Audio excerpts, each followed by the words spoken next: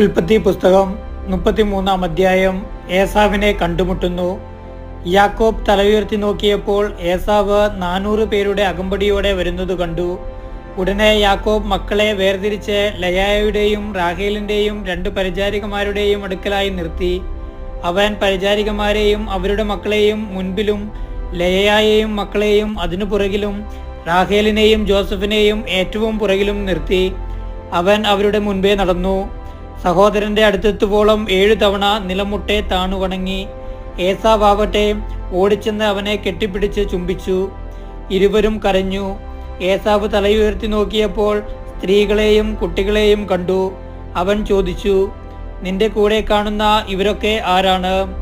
യാക്കോബ് മറുപടി പറഞ്ഞു, അങ്ങയുടെ ഈ ദാസന് ദൈവം കനിഞ്ഞു നൽകിയിരിക്കുന്ന മക്കളാണ്. അപ്പോൾ പരിചാരികമാരും അവരുടെ മക്കളും അടുത്തു ചെന്ന് ഏസാവിനെ വണങ്ങി. തുടർന്ന് ലയായും അവളുടെ മക്കളും അതിനുശേഷം ജോസഫും റാഹേലും അടുത്തു ചെന്ന് താണു വണങ്ങി. ഏസാവ് ചോദിച്ചു, ഞാൻ വഴിയിൽ കണ്ട പറ്റങ്ങളെ കൊണ്ട് നീ എന്താണ് ഉദ്ദേശിക്കുന്നത്? യാക്കോബ് പറഞ്ഞു, എൻ്റെ യജമാനനായ അങ്ങയുടെ പ്രീതി നേടുക. ഏസാവ് പറഞ്ഞു, സഹോദര, എനിക്ക് അതെല്ലാം വേണ്ടത്രയുണ്ട്. നിന്റേത് നീ തന്നെ എടുത്തുകൊള്ളുക.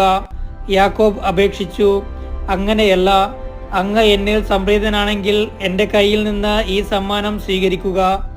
കാരണം ദൈവത്തിൻ്റെ മുഖം കണ്ടാൽ എന്ന പോലെയാണ് ഞാൻ അങ്ങയുടെ മുഖം കണ്ടത്. അത്രയ്ക്ക് ദയയോടെയാണ് അങ്ങ് എന്നെ സ്വീകരിച്ചത്. അങ്ങയുടെ മുൻപിൽ കൊണ്ടുവന്നിരിക്കുന്ന ഈ സമ്മാനങ്ങൾ ദയവായി സ്വീകരിക്കുക. എന്തെന്നാൽ ദൈവം എന്നോട് കാരുണ്യം കാണിച്ചിരിക്കുന്നു. എല്ലാം എനിക്ക് വേണ്ടത്ര ഉണ്ട്. അവൻ നിർബന്ധിച്ചപ്പോൾ ഏസാവ് അത് സ്വീകരിച്ചു. ഏസാവ് പറഞ്ഞു, നമുക്ക് യാത്ര തുടരാം. ഞാൻ നിന്റെ മുൻപേ നടക്കാം. യാക്കോബ് പറഞ്ഞു, അങ്ങേക്കറിയാമല്ലോ, മക്കളൊക്കെ ക്ഷീണിച്ചിരിക്കുകയാണ്. കറവയുള്ള ആടുമാടുകൾ എൻ്റെ കൂടെയുണ്ട്. ഒരു ദിവസത്തേക്കാണെങ്കിലും കൂടുതലായി ഓടിച്ചാൽ അവ ചത്തുപോകും. അതുകൊണ്ട് അങ്ങ് മുൻപേ പോയാലും കുഞ്ഞുങ്ങളുടെയും കന്നുകാലുകളുടെയും നടുപ്പിനൊത്ത് ഞാൻ പതുക്കെ വന്ന് സെയിരിൽ അങ്ങയുടെ അടുത്തെത്തിക്കൊള്ളാം. എൻ്റെ ആൾക്കാരിൽ കുറെ പേരെ ഞാൻ നിന്റെ കൂടെ നിർത്തട്ടെ? ഏസാവ് ചോദിച്ചു. യാക്കോബ് മറുപടി പറഞ്ഞു, എന്തിന്?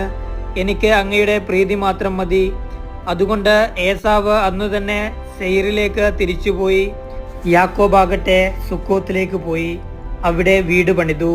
കന്നുകാലികൾക്ക് കൂടുകളും കെട്ടി. അതുകൊണ്ടാണ് ആ സ്ഥലത്തിന് സുക്കോത്ത് എന്ന് പേരുണ്ടായത്. യാക്കോബ് പാദാൻ ആരാമിൽ നിന്നുള്ള യാത്ര തുടർന്നു. കാനാൻ ദേശത്തുള്ള ഷെക്കേം പട്ടണത്തിൽ സുരക്ഷിതനായി എത്തിച്ചേർന്നു. അവിടെ നഗരത്തിനടുത്ത് കൂടാരമടിച്ചു. യാക്കോബ് ഷെക്കെമിന്റെ പിതാവായ ഹാമോറിന്റെ മക്കളിൽ നിന്ന് താൻ കൂടാരമടിച്ച പറമ്പിന്റെ ഒരു ഭാഗം 100 നാണയത്തിനു വാങ്ങി. അവൻ അവിടെ ഒരു ബലിപീഠം പണിതു. അതിന് ഏൽ ഏലേഹായ് ഇസ്രായേൽ എന്ന് പേരിട്ടു.